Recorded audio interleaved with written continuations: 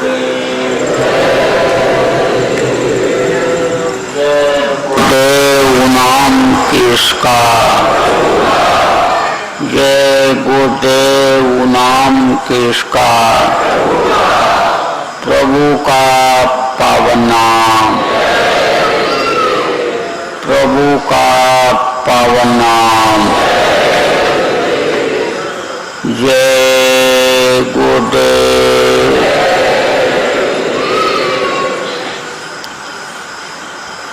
सर्वसमर्थ सर्वत्र स्मरणीय परम पूज्य गुरु जी महाराज, उपस्थित सभी साधक, गुरु महाराज के प्यारे भक्त, बच्चे एवं बच्चियों, सायंकाल की बेला साधना शिविर उज्जैन आश्रम, ये संतों का देश है। संतों का प्रादुर्भाव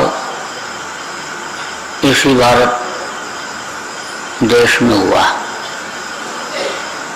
संत हमेशा जीवों को उबारने के लिए, जीवों को निकालने के लिए, अपने घर मालिक के पास पहुंचाने के लिए आया करते हैं, क्योंकि बहुत दिनों से जीव यहाँ फंसा हुआ है। जब से सतलोक से आत्माएं आई, बहुत सी अभी तक नहीं पहुंच पाई। कितने युग बीत गए, सतयुग, त्रेता, द्वापर, कलयुग बीत गए, लेकिन अभी तक नहीं पहुंच पाए। कारण रहा, परिस्थितियां रही जिनकी वजह से संत मिल नहीं पाए, रास्ता मिल नहीं पाया, तो इसी दुनिया संसार में ही अन्य फंसे रह गए। अन्य युगों में संत गति को प्राप्त संत नहीं थे। दाढ़ी बाल का नाम संत नहीं होता है, संत गति होती है। जो सतलोक पहुंच जाता है, सतलोक तक जिसकी पहुंच हो जाती है, रिसाई हो जाती है, उसको लोग संत कहते हैं। संतों ने उन्हीं को संत बताया। बाकी जो उपदेश करने वाले, कथा भागवत करने वाले, कहने वाले, कथावाचक, उपदेशक, जो और ऊपर आगे बढ़े, साधना किया जिन्होंने, उनको अवतारिक शक्तियां कही गई, योगी योगेश्वर कहा गया, लेकिन इनकी रिसाई सतलोक तक की हुई, उनको संत बताया गया कि यह संत हैं। तो संत जब आते हैं तो देखते हैं कि कौन सा संस्कारी जीव है, बहुत दिनों से फंसा हुआ पड़ा हुआ है, तो उसको पहले पकड़ने की कोशिश करते हैं।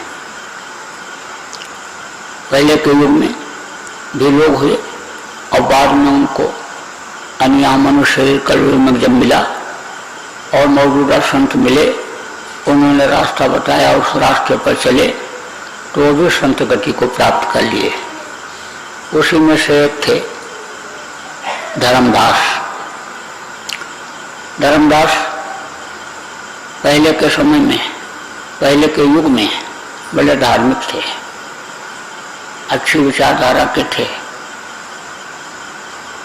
पूरे कर्म बहुत करते थे।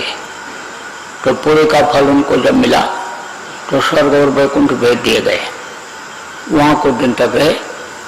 उसके बाद जब ये कलयुग आया और कबीर साहब का अवतरण हुआ, तब उनको फिर वहाँ से यहाँ पुण्य छेड़े मृत्युलोक के। पुण्य जब खत्म हो गया तो मृत्युलोक में उनको भेजा गया। तो स्वर्ग और वैकुंठ की जो आत्माएं होती हैं, मृत्युलोक में उतरती ही आती हैं, धनी मानी राजा महाराजा ही होती हैं। गरीबी नहीं होती, मुफलिसी नहीं होती है उनमें, तो बहुत अमीर आदमी थे। अब पहले जो नियम लोगों का था बहुत अच्छा था, सुबह जल्दी उठना और मालिक को याद करना। श्लोक पढ़ते थे लोग, यम ब्रह्मा वरुणेन्द्र रुद्रमरुता इष्टवंत दैव्ये स्तवे या सांग वेद पदक्रमोपनिषद गायन्ति अंग सामगा ध्यानावस्थित तद्गतेन मनसा पश्यन्ति यस्य योगिनो यत्सम्पन्न विदुः सुरासुरगणाय देवाय तस्मै नमः। इस तरह से श्लोक पढ़ करके तब लोग बिस्तर छोड़ते थे। धरती माता को प्रणाम करना, माता पिता को गुरु को प्रणाम करना, नहाना धोना पूजा पाठ कुछ न कुछ जरूर करना और फिर अपने काम धंधे पर आना जाना रहता था। अब यह है कि जहाँ तक इसकी पहुँच होती थी, जहाँ जिसके पास तक लोग पहुँच जाते थे, उसी तरह से उनको पूजा पाठ और इस चीज़ों की जानकारी होती थी। तो जैसे अभी बहुत से लोग पत्थर को ही भगवान मान रहे हैं, उस वक्त पर इतना मूर्तियाँ बनाने वाले लोग थे नहीं, तो पत्थर को ही भगवान मान करके और फूल पत्ती चढ़ाते थे, धूप दीप करते थे, नैवेद्य चढ़ाते थे। तो कबीर साहब ने देखा हमारा जीव है, अब इसको निकालना है, तो वहाँ पर पहुँचे और पहुँच करके उनका पूजा खत्म ही हो रहा था। तो एक पत्थर तो बड़ा था और बाकी छोटे छोटे पत्थर रखे हुए थे, जैसे बहुत से लोग शालिग्राम की मूर्ति रखते हैं, पत्थर उनको ठाकुर जी कहते, भगवान कहते हैं, ऐसे ही एक जगह वहीं पर स्थापना उनको करके रखे थे और वहीं रोज पूजा करते थे। तो जब कबीर साहब पहुँचे तो उन्होंने कहा देखो, उस समय शेर चलता था, अब तो किलो हो गया, छटाक शेर पौवा आधा ये सब चलता था उस समय। तो कहा ये तो 2 शेर के हैं जिनको भगवान माना था उन्होंने। कहे ये भगवान 2 शेर के हैं और ये छोटे छोटे, ये कितने छटाक के हैं। तो नाराज हो गए वो कि हमारे भगवान को जिस तरह से कह रहे हैं, कहे कि आप इस तरह से क्यों कह रहे हो, हमारे भगवान हैं। नाराज हो गए। तो उन्होंने कहा ये बताओ कि तुम्हारे भगवान कभी बोले डोले? अरे कभी कुछ पूछा तो बताया, या कभी कोई उपदेश किया? ये तुम्हारे कैसे भगवान है, तुमने कैसे भगवान मान लिया इनको? और इतना कह करके चले गए। अब वो सोचते तो रहे इस बात को सोचते रहे कि भाई बोले डोले तो नहीं, और न कभी कुछ पूछा ना, अन्य ना वो बताने की स्थिति में, तो हम पूछे भी नहीं। अगर कोई चलता फिरता हो, हिलने डुलने वाला हो, तो उससे कुछ पूछा भी जाए। अब ये तो वास्तव में जड़ हैं, लेकिन अभी हमारे भगवान हैं और भगवान को उन्होंने ऐसा कह दिया। तो उनकी औरत भी तब तक पहुंच गई थी, वो भी अंदर अंदर नाराज हुई कि भगवान को ऐसा कह दिया हमारे। कुछ दिन जब और बीता, तो अब ये जब पूजा करते हो तो दिमाग में तो ये बात आती कि ये न बोल रहे हैं न डोल रहे हैं जो कह करके गए, और हम इनको पूजने उसी में लगे हुए हैं बहुत दिनों से। फायदा कुछ होगा कि नहीं होगा, अब ये सब चीजें दिमाग में गूंजती तो रही, लेकिन बोले पूजा पाठ कैसे छोड़ दें? कैसे अभी तक हम इनको खिलाते पिलाते रहे और इनको फूल पत्ती चढ़ाते रहे, अब नहीं चढ़ाएंगे तो कहीं अनिष्ट न हो जाए, नुकसान न हो जाए कुछ, ये सब सोचते रहे।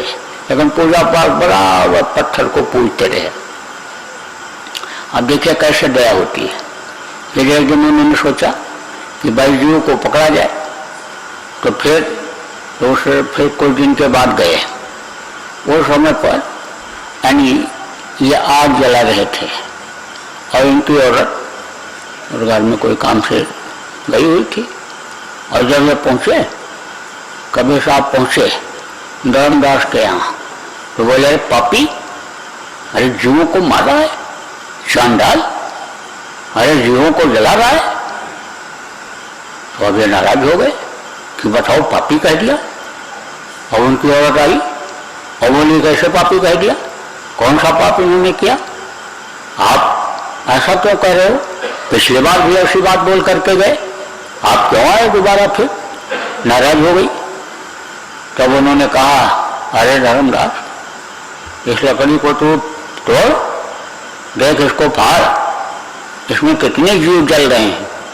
और जब उन्होंने लकड़ी को ऐसे तोड़ा फाड़ा तो देखा कुछ जिंदा जीव उसमें से निकले और कुछ जो झुलसे हुए थे वो निकले, और इतना कह करके फिर चले गए।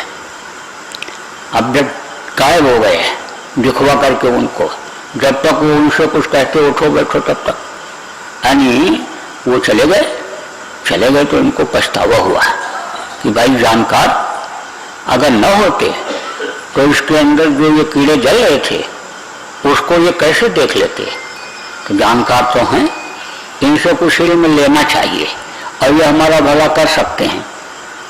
अब मन ही मन सोचने लगे कि महात्मा जी तो रुकते, लेकिन औरत ने बोल दिया, औरत नाराज हो गई। अगर ये ना नाराज होती तो वो रुकते तो मैं उनसे कुछ पूछता, उस इल्म लेता, दीक्षा लेता उनसे, कुछ समझता, लेकिन उनको चले गए। अब इस बात की उनको चिंता हो गई कि देखो एक जानकार महात्मा हमारे दरवाजे पर आए और हम उनको रोक नहीं पाए, उनका स्वागत सत्कार तो दूर रहा, यानी हम उनसे प्रेम से बात भी नहीं कर पाए, और गुस्सा हमको उस वक्त पर आ गया, औरत को भी आ गया, तो इसकी चिंता उनको रहने लग गई। अब औरत ने कहा कि आप अब हंसी खुशी नहीं रह रहे हो, आखिर बात क्या है, तो बात को तो टाल गए, लेकिन उसने कहा मैं अर्धांगिनी हूँ, मुझको अगर नहीं बताओगे तो जैसे एक गाड़ी के दो बैल होते हैं, एक अगर कमजोर भी पड़े दूसरा खींचता है, तो हम जब गृहस्थी की गाड़ी चला रहे हैं और हम एक दूसरे की आप मदद न कर पाएं, चिंता दूर करने में आपकी मदद न कर पाएं, तो हमारा इसके धर्म का पालन करना क्या रहेगा, गृह धर्म का हम पालन कहाँ से कर पाएंगे, तो आप हमको बताइए। जीत किया। तब उन्होंने कहा देखो वो महात्मा जानकार थे और वो चले गए, उनसे मैं कुछ पूछ भी नहीं पाया, और मैं कई दिनों से उनकी खोज कर रहा हूँ। जब भी जाता हूँ कारोबार देखने के लिए, जब भी जहाँ निकलता हूँ तो महात्मा जी को मैं खोजता हूँ। मैं जहाँ पर साधु लोग रहते वहाँ भी मैं गया, अखाड़ों में गया, मंदिरों में गया, मैंने उनको बहुत खोजा, लेकिन वो हमको नहीं मिले। तो जैसे जैसे नहीं मिल रहे हैं प्रयास मैं कर रहा हूँ, वैसे वैसे मुझको पश्चाताप होता जा रहा है, मेरी चिंता बढ़ती जा रही है, इसलिए मैं चिंतित हूँ। तो औरत ने कहा मुझे सुझाव आता है, देखो जहाँ गुड़ रहता है चींटे वहाँ आ ही जाते हैं, मैं तुमको तरीका बताती हूँ, तुम यज्ञ करो और यज्ञ में बुलाओ साधुओं को, खाने के लिए साधु सब आ जाएंगे, वो भी आ जाएंगे, और मैं भी देखती रहूँ, पहचान गई हूँ, और आप भी देखते रहना, और मिल जाएंगे तो उनको बिठा लिया जाएगा, आदर सत्कार किया जाएगा, ले आएंगे उनसे, आपको जो कुछ पूछना जांचना होगा, जो करना होगा कर लेना। तो बोले ठीक है। यज्ञ किया, एक यज्ञ किया नहीं आए, दूसरा किया फिर नहीं आए, तीसरा किया फिर नहीं आए, अब एक के बाद दूसरा, दूसरे के बाद तीसरा, चौथा यज्ञ खूब पैसा लगा करके करने लग गए, बड़ा से बड़ा यज्ञ कि इसमें ज्यादा से ज्यादा लोग आ जाएं, ज्यादा से ज्यादा साधु आ जाएं, नहीं आए। फिर उधर गंगा के किनारे काशी में गए, वहां यज्ञ किया तो उसमें भी नहीं आए, आना तो उनको था ही नहीं। अब कैसे उनको जो को पकड़ना था, ये तो तरीका उनको मालूम था। जब नहीं आए तब तक इनका सब धन खत्म हो चुका था। धार्मिक तो थे ही, धर्म काम में तो खर्चा करते ही करते थे, लेकिन ये जो बड़े खर्चे आ गए, ये यज्ञ का जो खर्चा, लोगों को खिलाने का, यज्ञ करने का खर्चा आ गया, इसमें उनका लगभग धन सब खत्म ही हो चुका था। तब उन्होंने सोचा कि दुविधा में दोनों गए, हम माया मिली न राम, यानी हमारा धन भी चला गया, पैसा कौड़ी भी अब नहीं रह गया, और महात्मा भी नहीं मिले, तो जिंदा ही रह करके क्या करेंगे, अब चलो इसी गंगा जी में कूद करके और जान दे देंगे।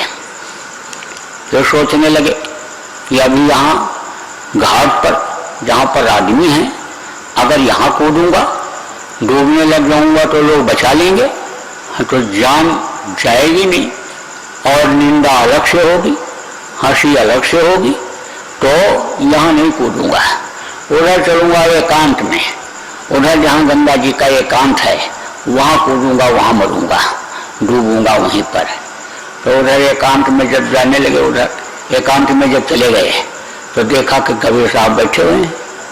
अरे बोले अब मिल गए, ये देखो अब मिले, इतना भटकाने के बाद अब मिले, अब चरणों पर गिर पड़े और बोले कि अब हमको आप अपना लो, अब मैं आपको समझ गया, अब हमारे ऊपर आप दया कर दो, आप कृपा कर दो, मेहरबानी मेरे ऊपर आप कर दो। तो कबीर साहब ने कहा कि ठीक है, ठीक है ना, कहा गया ना, तन धन धाम बाम सुत जाई और तजिए न ताही शरण जो आई। जब शरण में आ जाता है तो चाहे धन चला जाए, चाहे स्त्री चला जाए, चाहे बच्चा चला जाए, सब कुछ चला जाए, लेकिन शरण में आने वाले को लिया जाता है, उसकी मदद की जाती है, उसको तजा नहीं जाता है, हटाया नहीं जाता। तो जब शरणागति हो गई तब उन्होंने कहा ठीक है। अब फिर उनको दिया नामदान, फिर दीक्षा दिया और फिर वो भजन करने लगे और सत्संग में आने जाने लग गए। तब एक दिन पूछा, कहा महाराज इतना जो है वो क्यों तड़ पाया, इतना क्यों भरमाया? तब उन्होंने कहा कि देखो, अगर उस समय मैं तुम्हारे ऊपर दया करता, उस समय कोई बात कहता तो तुम्हारे समझ में ना आता, क्योंकि तुम्हारे पास धन था, धन का अहंकार था और बल का अहंकार था, उम्र और थी आपकी, और आप समझो कि धन बल का आपको अहंकार था, आपके अंदर छोटापन नहीं था। लेकिन अब जब उम्र भी आपकी बढ़ी, इतना दिन निकला, आप भटकते रहे, कई साल निकल गया और यह क्या क्या आपने किया, और आपका धन भी जब खत्म हो गया, जब आप जीवन से निराश हो गए, तब आपको ये चीज दी गई। तो कहा गया ना, मोह न नारी नारी का रूपा और पन्नगारी चरित अनूपा। माया और भक्ति ये इकट्ठा नहीं रहती। सौतन इनको बताया गया, सौतन